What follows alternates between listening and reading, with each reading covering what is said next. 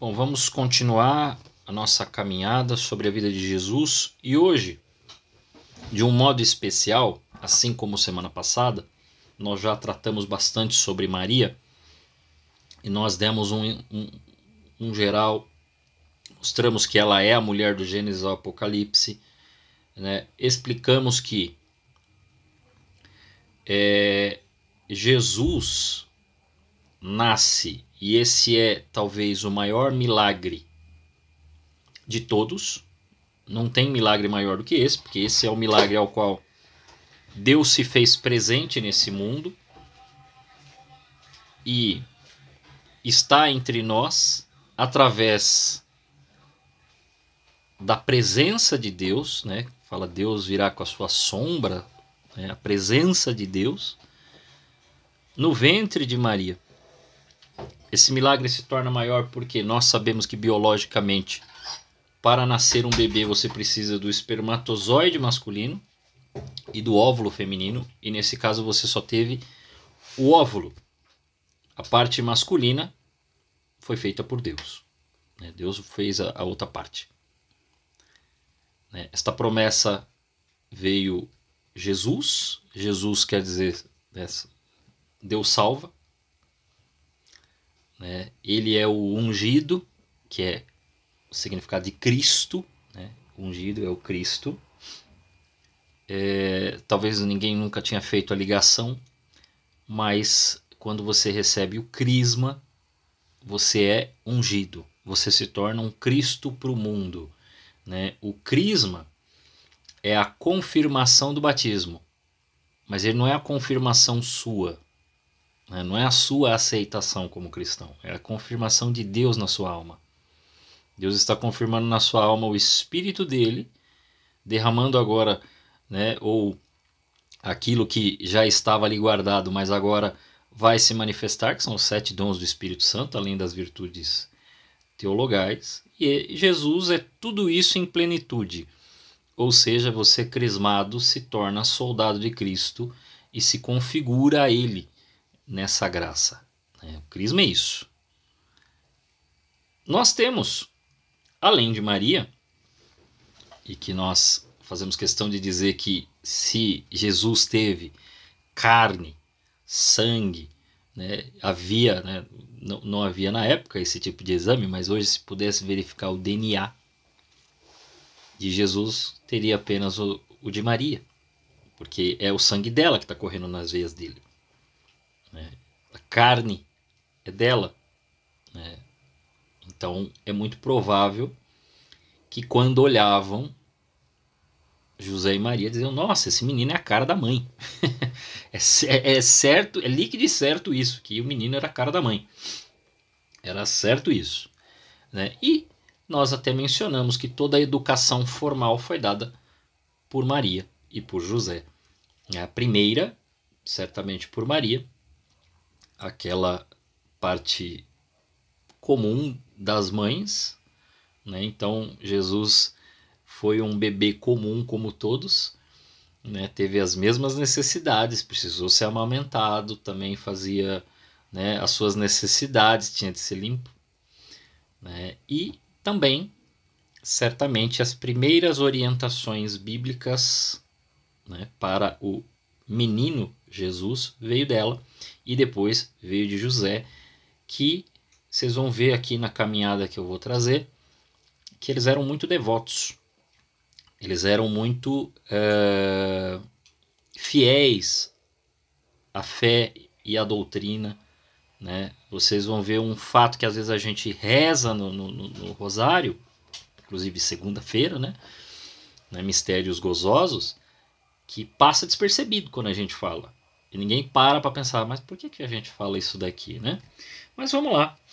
Porque nós temos um personagem que está aí, que é José, que eu mostrei para vocês, que eu tenho a imagem dele deitado, dormindo. E às vezes as pessoas falam: nossa, mas tem uma imagem de José dormindo? Porque José dormindo é mais produtivo do que a gente acordado. É um homem que entendeu aquilo que Jesus foi dizer muito depois. né? Orai e vigiai. E a vigia dele, ou a vigília dele, era tão grande que até em sonho, né, Deus falou com ele.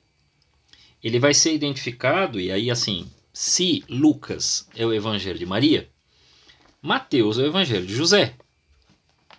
A infância de Jesus é mencionada a partir de José. Assim como eu disse que Maria é descendente direto de Davi, a descendência que chega em José também é Davi. Então ele também é descendente de Davi. Por isso que em alguns momentos Jesus é chamado de filho de Davi. Filho de Davi, tem piedade de mim. É por causa disso. Ele é da mesma descendência de Davi. Tanto pela mãe quanto pelo pai adotivo. E aí a gente tem, se vocês quiserem acompanhar, eu vou mencionando, se vocês quiserem abrir a Bíblia, está lá em Mateus capítulo 1, versículo 18. Né? E a gente vai seguir algumas coisas que foram acontecendo. Porque a gente acaba passando por essa passagem de José e existe um erro de pregação assim muito sério que até às vezes padre bom comete. Nossa, Leandro, você vai corrigir padre? Eu vou corrigir padre hoje. Porque eu sei que tem uns aí meio desinformados. Né? E tem gente pregando de modo errado. Então, como a minha base neste ponto é Santo Tomás de Aquino, eu acho que Santo Tomás de Aquino está mais certo por ser já considerado santo, por ser considerado santo doutor, então o que ele diz vale tanto quanto o catecismo, e acho que ele está mais certo do que alguns. E aí, vamos lá. Eis como nasceu Jesus Cristo. Maria, sua mãe, estava desposada com José. Esse desposada, a gente explicou na semana passada, que esse casamento tem duas fases. A gente hoje chama de noivado. Então, quer dizer, eles têm um primeiro rito, o homem vai lá para construir a casa, se espera para depois retornarem, aí sim tem o rito de casamento, aí aceita, aí tem aquela festa longa que a gente explicou de João capítulo 2, 7 dias, para vir um visitante, todo mundo vem, né? E logo depois, sim, aí sim, eles vão se conhecer, quer dizer, ele vai levá-la para casa e eles vão ter a noite de núpcias. Pois muito bem. E aí, ela, antes de coabitarem, quer dizer, antes do casamento mesmo, né, antes de morarem juntos, aconteceu que ela concebeu por virtude do Espírito Santo. Ela ficou grávida, ela contou para José. José, seu esposo, que era homem de bem, não querendo difamá-la, quer dizer, ele não queria dizer, ela está grávida, porque como eles ainda não estavam coabitando, poderia haver um mau entendimento da parte das pessoas, não de José. É aqui onde habita o erro de algumas pessoas. Eu já vou explicar como é que José pensava. Resolveu rejeitá-la secretamente. Vamos, antes de chegar no sonho. O que é, então, como é que entendem os doutores da igreja, dentre eles Santo Tomás de Aquino? Primeiro, São José é mencionado como um homem justo. Diz que ele era um homem justo. Se ele era um homem justo, justo na Bíblia significa um homem que não peca gravemente e que comete 7 pecados por dia. Peca ao menos 7 vezes. Então, quer dizer, era um homem santo. Não é porque o santo não é que ele não peca. É que ele não peca gravemente. Ele é um homem devoto. Ele é um homem de entrega. Então, os seus pecados, na verdade, são pequenas imperfeições humanas. E José parecia estar muito acima disso. Parecia ser um homem realmente... E vocês vão ver pelos sinais que vão começar a aparecer que esse homem estava muito acima dos outros.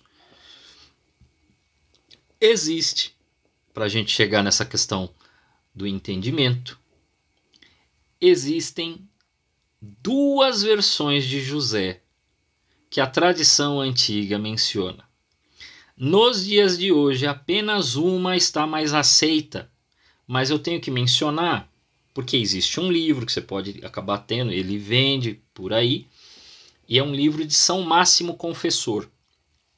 São Máximo Confessor foi o primeiro a escrever uma grande biografia de Nossa Senhora. O nome do livro chama-se A Vida da Virgem. São Máximo Confessor é do ano 580 depois de Cristo e ele morreu no dia 13 de agosto de 662. 13 de agosto. O que ele fala sobre José? Ele menciona diferente do que a gente escuta. Então existem duas versões de José. Uma versão ao qual José era um homem adulto, um pouco mais velho do que Maria, e virgem também. Teria encontrado, famílias se encontraram, prometeu-se, vão casar. Ok. Existe uma segunda versão de um José mais velho, isto aí consta também até de modo apócrifo, né, naqueles livros apócrifos que às vezes possuem alguns relatos históricos que podem ser aceitos ou podem ser discordados. E não há, tecnicamente assim, não há um dogma sobre a idade de José, sobre a definição, mas que diz que este José seria muito mais velho e teria sido casado e era viúvo e teria tido alguns filhos. E que talvez, então essas interpretações são discussões teológicas. Elas podem ser aceitas ou não. Nos dias de hoje o que eu percebo é que o que a igreja mais tem aceito entre os teólogos, entre os exegetas, entre os historiadores é que José teria uma idade mais próxima de Maria.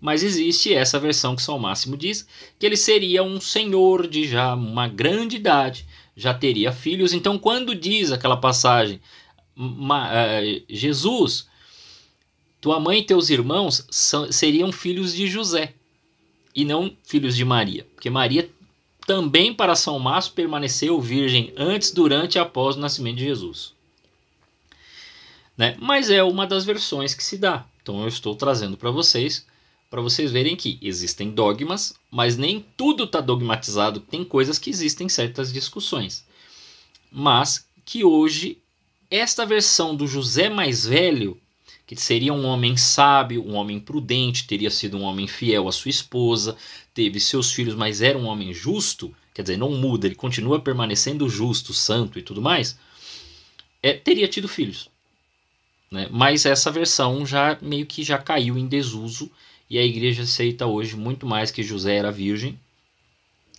e que aquela descrição de sua mãe e teus irmãos na verdade seriam primos, né, que estariam ali, né, parentes. O próprio Tiago, que é filho do Alfeu, né, que que Alfeu também pode ser considerado Cleofas, que está lá mencionado em Mateus 10, né, que tem a Maria de Cleofas. Então Tiago seria primo de Jesus. Então por isso mãe e irmãos. Mas é legal ler, o livro é muito bom e daqui a pouco eu vou fazer uma outra referência quando a gente falar de um dogma de Nossa Senhora, que é o dogma da Assunção. Lá tem uma descrição geral do que teria ocorrido no dia da Assunção de Maria. No dia não, no período que ela teria entrado em dormição. Então José, indiferente se era novo ou velho, mas a gente vai ficar com a versão de que ele era mais novo, jovem também, mas já profissional, já adulto, já pleno de suas faculdades e tudo mais, e justo. Ele teria pensado sobre a situação de Maria. Maria teria contado para ele o que aconteceu, tanto que Mateus faz questão de contar que ele teve conhecimento de que ela ficou grávida sob a ação do Espírito Santo. Erro atual. As pessoas acham que José se sentiu traído. Teria duvidado dela, da descrição do que ela disse, e se sentiu né, vou usar as palavras, né, para vocês entenderem, se sentiu corno, e aí falar assim, não, ela teve filho de alguém, eu vou deixar ela, e bom, como ela é uma moça gentil e tal, não tenho nada contra, eu vou... Não, isso não aconteceu, né? Então, pensar isto aí é praticamente um pecado. Se ele era um homem justo e um homem fiel a Deus, o que ele percebeu e o que ele quis fazer era não atrapalhar os planos de Deus. Ele percebeu que Deus tinha um plano na vida de Maria, que Maria verdadeiramente era escolhida por Deus, que ela era uma mulher extremamente fiel a Deus, e ele, sendo um homem justo, não queria complicar a situação dela, mas percebeu que ele não fazia parte desse plano. ele entendeu que o plano de Deus era para ela e para o menino. Então ele não queria atrapalhar o plano. Ele, opa, peraí, se eu ficar, eu acho que eu tô sobrando aqui no negócio. Eu não vou atrapalhar os planos de Deus. Deus tem uma missão na vida dessa mulher.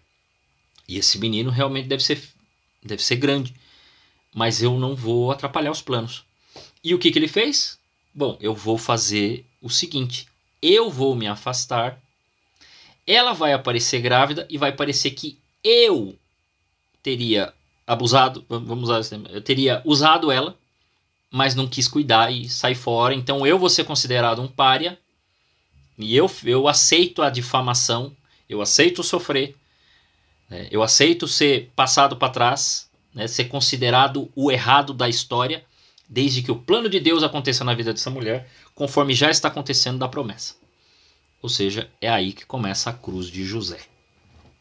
José encarou sua cruz antes da cruz. Antes de Jesus falar que cada um deveria tomar a sua cruz, ele ia ser difamado mesmo sendo um homem santo. Porque aí, diferente do que a lei previa para uma mulher que caísse em adultério, seria apedrejada. Mas se ela tivesse com o marido e o marido simplesmente a largasse, ele seria considerado errado. E ele ia dar no pé e ela seria cuidada pela comunidade. Então era isso que ele queria fazer. Mas Deus, como viu que havia um homem justo ali, também manda um anjo na vida de José.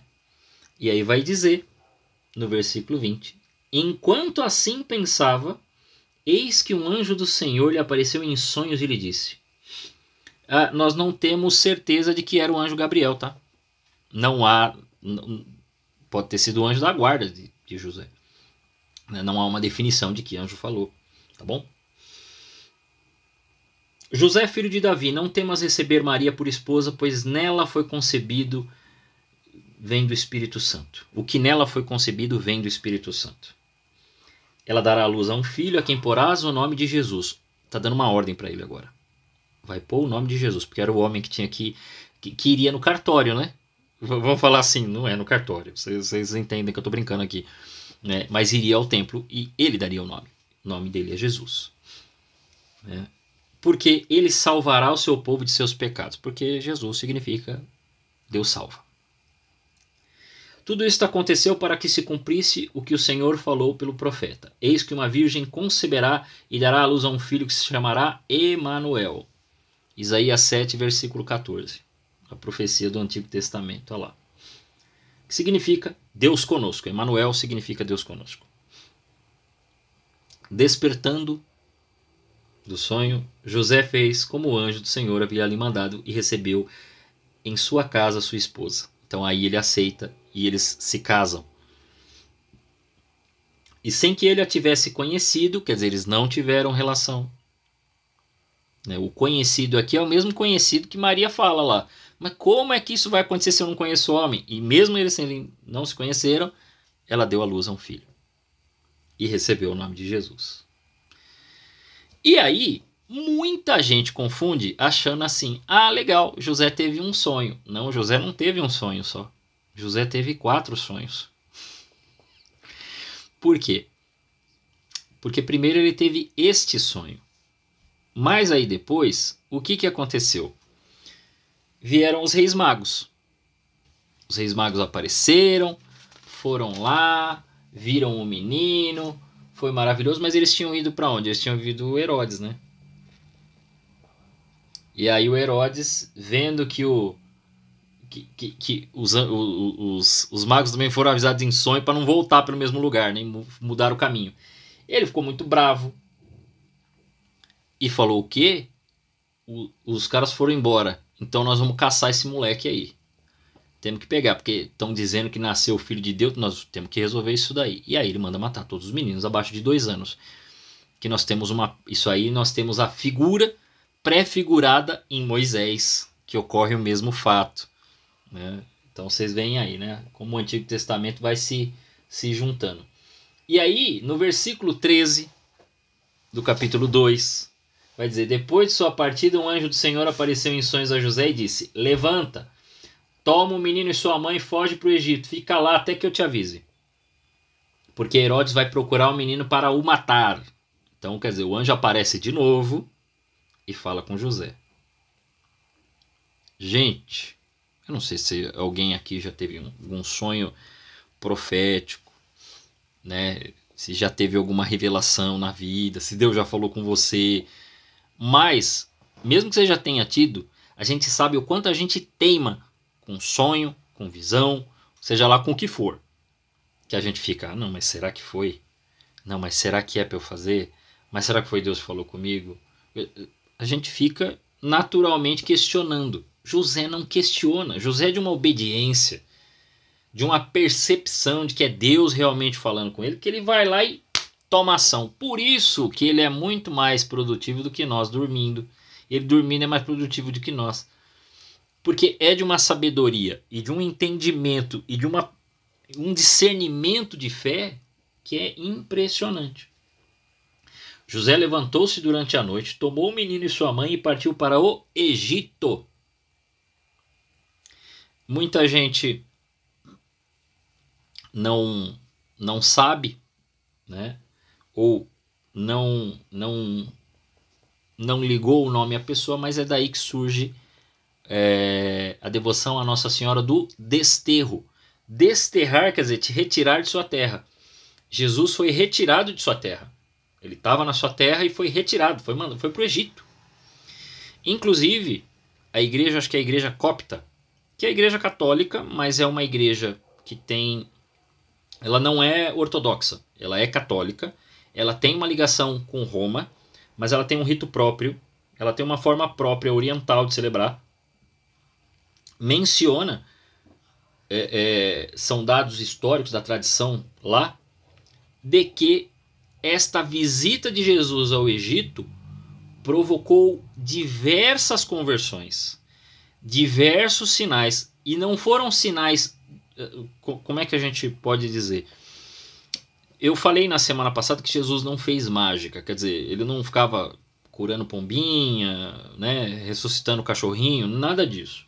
Mas diz que a chegada deles provocou diversos sinais no Egito.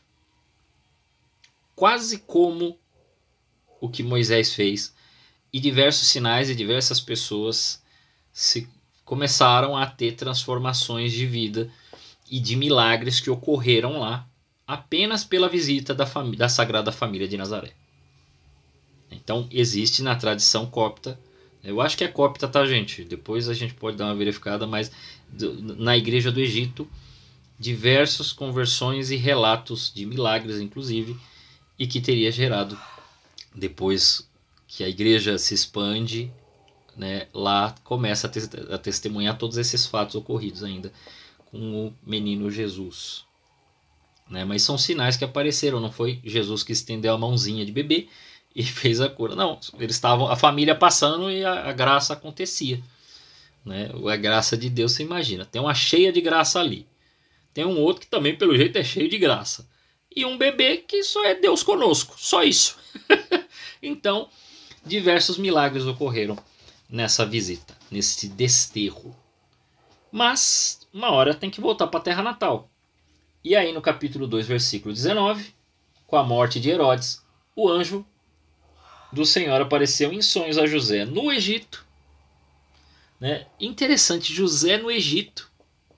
E aí a gente lembra que José do Egito, que era o filho, né, um dos 12 filhos de Israel, que vai formar as 12 tribos de Israel, que chamava José, teve realmente um sonho e que vai salvar o Egito da fome.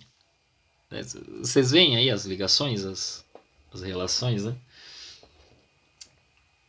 Apareceu em sonhos a José e disse: levanta-te, toma o menino e sua mãe e retorna à terra de Israel, porque morreram os que atentavam contra a vida do menino. José levantou-se, tomou o menino e sua mãe e foi para a terra de Israel. Ao ouvir, porém, que Arquelau reinava na Judeia em lugar de seu pai Herodes, filho do Herodes, não ousou ir para lá. Novamente, aí ó, quarto sonho. Avisado divinamente em sonhos, retirou-se para a província de Galileia e veio habitar na cidade de Nazaré, para que se cumprisse o que foi dito pelos profetas. Ele será chamado Nazareno. Esses foram os 4 sonhos de José. Às vezes a gente lê tão rápido que a gente pensa que José teve um sonho só para ir para lá e depois ficamos sabendo que morreu, aí vamos voltar. Não, o anjo avisou. Não foi o jornal, não foi o WhatsApp, não foi nada, foi o anjo. Melhor que qualquer aplicativo nesse mundo. Avisou tudo isso. E aí eles voltaram para Nazaré, né, ali para Galileia. O jovem Galileu. Até lembrei da música agora. Pois muito bem. Eu vou voltar um pouquinho para trás para fazer uma outra menção, agora falando de Maria. Né? Porque isso, indo para o relato histórico, o que aconteceu foi que Jesus nasceu, vieram tudo mais e tal. Logo depois, o que eles foram fazer? 8 dias depois, foram apresentar Jesus no templo.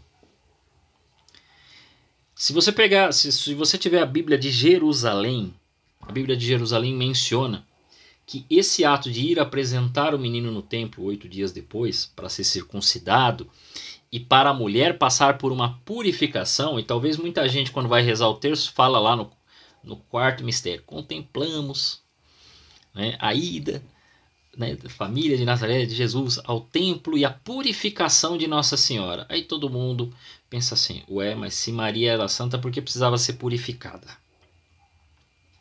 Ela não precisava ser purificada, gente. Isso aí é a lei judaica. A lei judaica dizia que mulheres que tinham filhos se tornavam impuras. Então, quer dizer, a lei judaica. A mulher não se torna impura quando tem bebê. Mas era assim que era entendido pela lei judaica. E existia um prazo de dias para a que tinha, quando tinha um menino, quando tinha uma menina. E ela tinha de ir para o templo também para ser purificada, assim como o menino seria circuncidado. Como um casal devoto, um casal que ia muito ao templo, um casal que ia muito para ouvir a palavra, né, porque isso era comum de pessoas devotas, eles foram e fizeram isso. Então ela foi obediente àquilo que eles viviam. Temos que lembrar que o próprio Jesus, na Páscoa, vai fazer, né, a ceia idêntica, a princípio, ao rito judaico. Só que depois ele vai mudar, né? Porque ele mesmo vai se apresentar como pão e vinho. Então, ele segue todo o rito e depois ele diz assim, eu não vim para abolir a lei, eu vim para levar ela à perfeição. Então, ele segue o rito judaico e depois ele torna o rito católico. Quer dizer, então depois ele torna a missa. Entendeu? Então, ele obedece todo o rito, ele pede para todo mundo para poder fazer a Páscoa, vamos fazer a Páscoa e tal, e depois ele faz a coisa conforme ele está trazendo a nova aliança. Então o Antigo Testamento vai se desfazendo e vai dando ao novo o seu lugar. Então, sem romper com a tradição, ele cria a nova tradição. Ele cria a nova aliança, a nova e eterna aliança. Então é desta maneira, Maria também obedeceu à tradição. E por isso ela foi purificada, ainda que não precisasse de purificação. Mas sim, o casal tem uma obediência tremenda àquilo que eles estão vivendo, a sua tradição judaica. Então, por isso, ela foi lá apresentar o Senhor conforme está escrito na lei. Todo primogênito do sexo masculino será consagrado ao Senhor, e para oferecerem o sacrifício prescrito pela lei do Senhor, um par de rolinhas ou 2 pombinhos. Isso está em Lucas capítulo 2, versículo 22 e seguintes, tá? Então, quem quiser pode pegar lá no capítulo 2, versículos 22 e seguintes. Né? E aí havia em Jerusalém um homem chamado Simeão. Esse homem justo e piedoso esperava a consolação de Israel e o Espírito Santo estava nele. Fora-lhe revelado pelo Espírito Santo que não morreria sem ver o Cristo do Senhor. E, impelido pelo Espírito Santo, foi ao templo. Quer dizer, Deus avisou ele, né? E tendo os pais apresentado o menino de Jesus para cumprirem a respeito dele os preceitos da lei, tomou-o em seus braços e louvou a Deus nesses termos. Agora, Senhor, deixar o vosso servo ir em paz, segundo a vossa palavra. porque os meus olhos viram a vossa salvação, que preparastes diante de todos os povos, como luz para iluminar as nações e para a glória do vosso povo de Israel. Seu pai e sua mãe, né, José e Maria, estavam admirados das coisas que dele se diziam. Ele abençoou e disse, abençoou-os, quer dizer, abençoou agora os pais também, e disse a Maria, sua mãe, eis que este menino está destinado a ser causa de queda e de soerguimento para muitos homens de Israel, e ser um sinal que provocará contradições, a fim de serem revelados os pensamentos de muitos corações. Quer dizer, não vai ser uma coisa fácil. Vai revelar corações, vai mostrar a verdade, então vai vir problemas aí.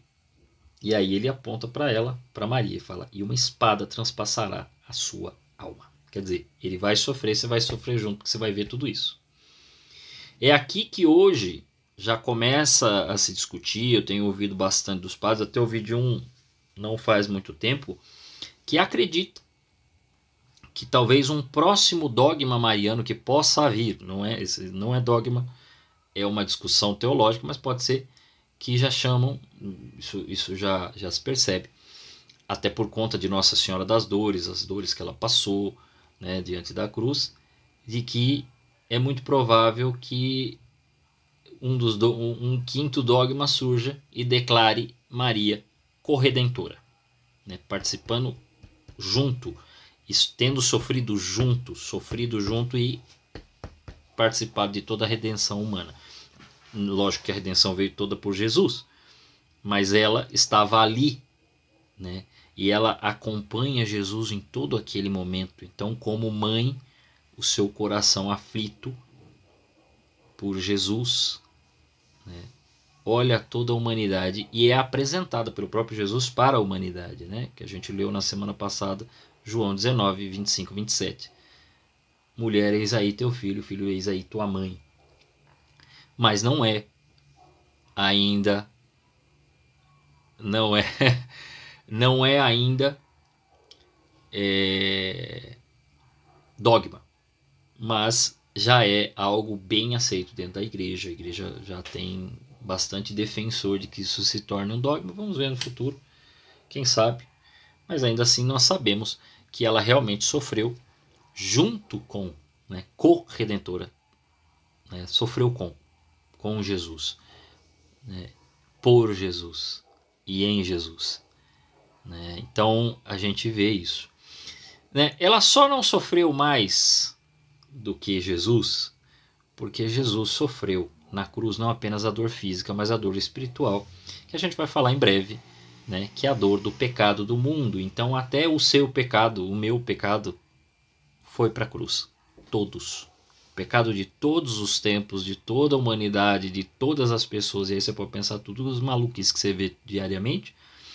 Todos esses pecados. Por todas essas pessoas. Inclusive por nós. Foi parar lá na cruz.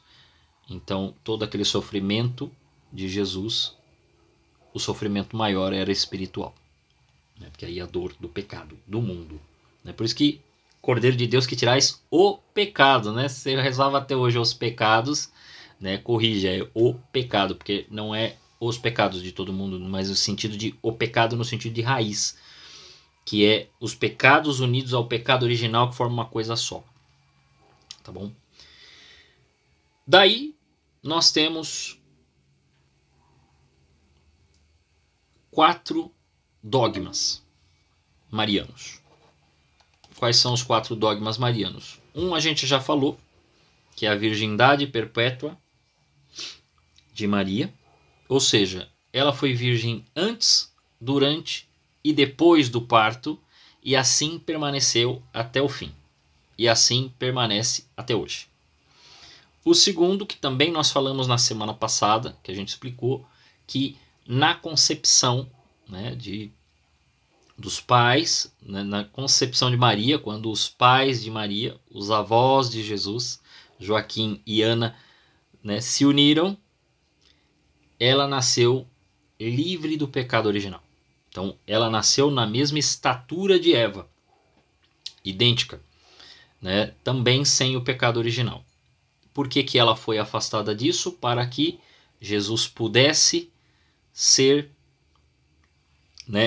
concebido depois num templo santo. Tanto era um templo santo que José, existe uma descrição de um cardeal Newman, que também está em processo aí, não sei se vai ser canonizado, mas é um homem muito santo, de grandes palavras. Cardeal Newman diz que José é o querubim que protege o paraíso, porque ele que protegeu Maria de todo o mal e todo o pecado, não permitia que a humanidade viesse para destruí-la. Da mesma forma que Adão e Eva foi retirado do paraíso, ele guardou, e aí um querubim guarda o paraíso, ele é o guardião do paraíso. O paraíso que Jesus amou tanto que permaneceu 30 anos com ela, depois que ele foi para a missão. Aí quem diz é São Luís Maria Grignion de Montfort, que o paraíso do primeiro, agora o novo primeiro homem, foi Maria. E ele permaneceu com ela por 30 anos. Aí depois ele vai para a missão e fica 3. Então a gente vai vendo com pequenos detalhes, com pequenas coisas assim, o quão grande é Maria e José. Terceiro, que também nós explicamos na semana passada, até falamos do Concílio de Éfeso, de 430, que o bispo, o Papa, vai dizer: Santa Maria, Mãe de Deus, rogai por nós pecadores, agora e na hora de nossa morte. Amém. Para ir contra toda aquela oposição que havia da heresia nestoriana, que dizia que não, Jesus, Maria é só mãe do Cristo humano, mas não tem como separar o humano e o divino ali, que é só um ser, só tem um ser ali, que tem, sim, natureza humana e divina, mas não se separa, não se divide, ele está lá. Então, essa segunda pessoa da Santíssima Trindade tem uma mãe, e essa mãe é Maria. Então, por isso nós chamamos de Mãe de Deus, não por causa do Pai, não por causa do Espírito Santo, por causa de Jesus, que é Deus conosco, que se fez carne, ela é mãe dele, e ele não tem separação. Você não faz essa separação, agora quem está agindo é o humano, agora quem está agindo é o divino. Não, você fez uma coisa só. Então, por causa dessa não separação, nós chamamos Mãe de Deus. Tá bom? Então, o pastor Léo... Léo? Não é Léo. Qual que é lá? Não sei o que, Duarte. Ele tá errado, tá? Quem já viu esse vídeo que ele fala, os católicos... Não, ele tá errado. Ele tá sendo um nestoriano. Ele tá há 1600 anos atrasado. Porque isso já foi definido. Então, ele não leu, ele não sabe. Então, nesse ponto, ele é ignorante. Melhor ele continuar cuidando dos casais, que isso ele sabe fazer muito bem. É o pastor não sei o que Duarte que se inspirou no Padre Léo para contar piadinha no meio dos cultos, e ele falou isso, tá? Ele falou que se inspirou no Padre Léo. Então, ok.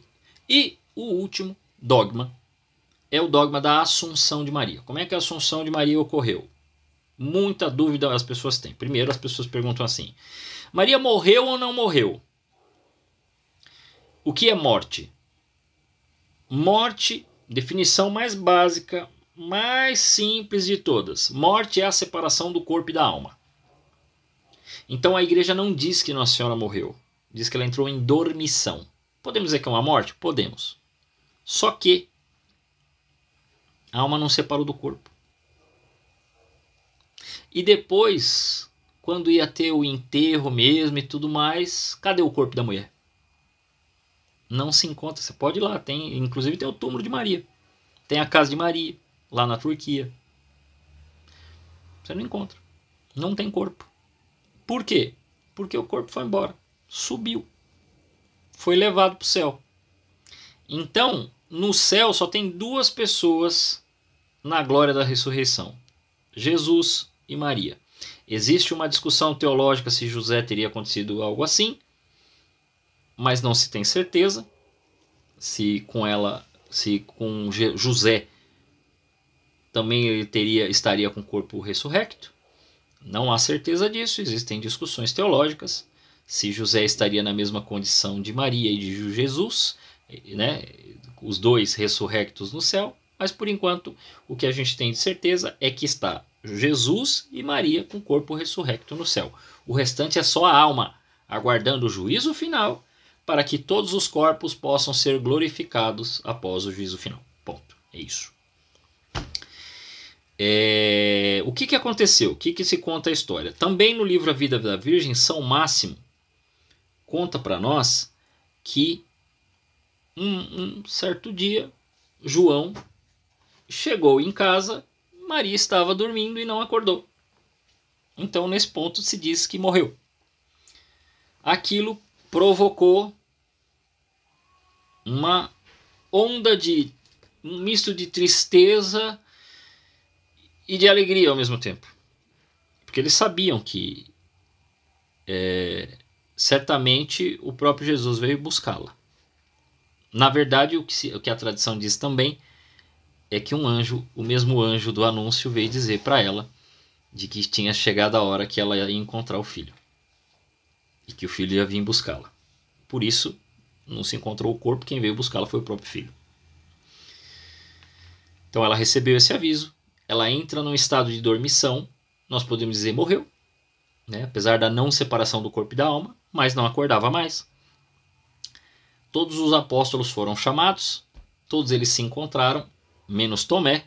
Calma que Tomé vai aparecer, vai ser importante aí. E houve toda uma conversa entre os apóstolos, e os apóstolos disseram: bom, Pedro, você nos guia, você é o chefe da igreja, você vai levar a procissão. Então teriam feito toda uma procissão até o túmulo, até o local onde ela ia ficar guardada, depois ia enterrar. Pois muito bem. Então fizeram todo o negócio, teve o que se chamava a fração do pão, que eu já expliquei para vocês que a fração do pão é a missa. Né? Então teve tudo isso, todas essas coisas, isso está contado no livro A Vida da Virgem. Tá? E quando chegaram lá, houve essa celebração que Pedro liderou, pregou, todos os apóstolos lá estavam, Tomé chega depois, né? Tomé estava lá. Tomé é que teve um outro fato, desculpa. Tomé estava lá. Todos eles. Ok. Passado isso, de repente, foram saber que não se achava mais o corpo de Maria. E aí Tomé chega atrasado. Tomé fica sabendo depois. Ah, como assim? Vocês ficam sabendo e eu nem sabia. Cadê essa mulher? Né? Eu por último de novo, né? Ele é por último a saber da ressurreição. E aí novamente ele fica sabendo que a mulher foi assunta ao céu. Não, porque não tá, o corpo sumiu. Não, ela foi levada por Jesus. É o que se crê. E ele fica chateado. Putz, cheguei atrasado de novo, né? Relógio de Tomé sempre atrasado. Mas aconteceu um fato com Tomé. Maria aparece para ele e entrega uma cinta. Quem já viu a história de Nossa Senhora da Consolação, é porque ela vem para consolar Tomé. Fala: calma, Tomé, você não está sozinho, não fique preocupado só porque você chegou por último. E ela entrega uma correia para ele. Então, Nossa Senhora da Consolação tem, quando você vê a imagem, você vê Santo Tomé pegando um cinto. O que cortou um cinto, uma correia. Entregou um cinto para ele.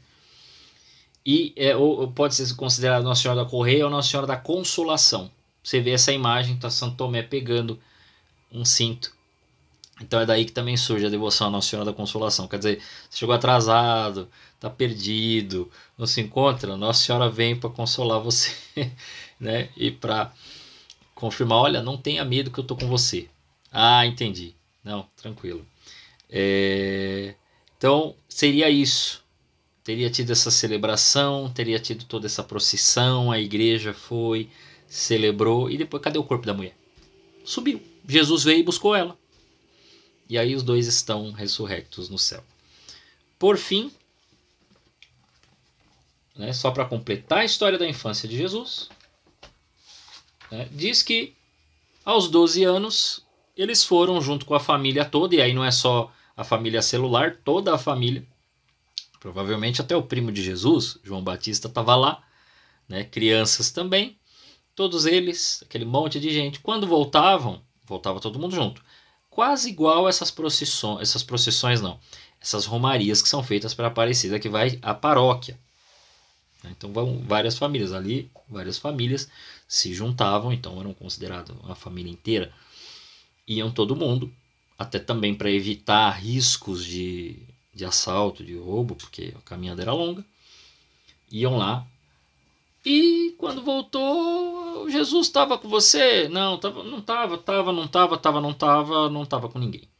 Aquele deixa que eu deixo, vamos atrás para descobrir onde está Jesus. Voltaram e foram procurá-lo.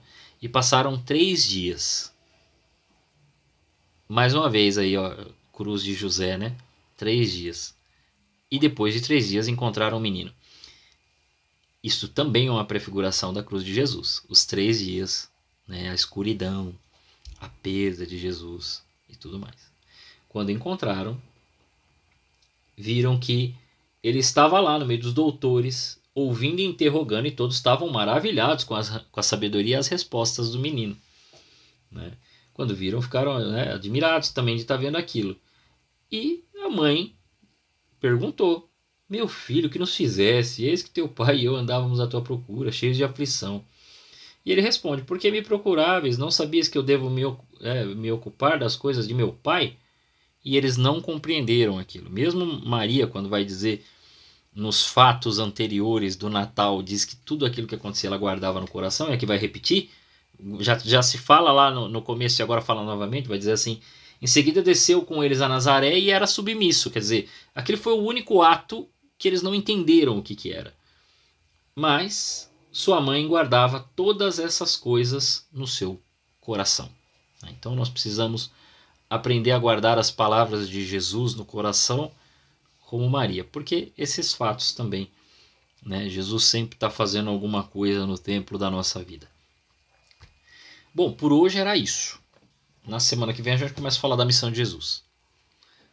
Espero que tenha ajudado, né, para a devoção em José, em São José, a devoção em Maria Santíssima.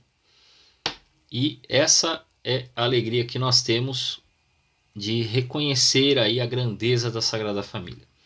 Não é um pai que ficou, né, preocupado aí com muitas coisas, mas não, ele estava preocupado em fazer a vontade de Deus, e ela mesma disse: faça-se em mim segundo a vossa palavra. Então na semana que vem a gente começa a falar da missão de Jesus, né, dos apóstolos e tudo mais. Vamos ver o que dá para a gente sempre ir falando, e vamos encerrar com a nossa oração, pedindo a Deus que possa nos ajudar sempre, né, e abençoar as nossas famílias para que possamos ser como a família de Nazaré.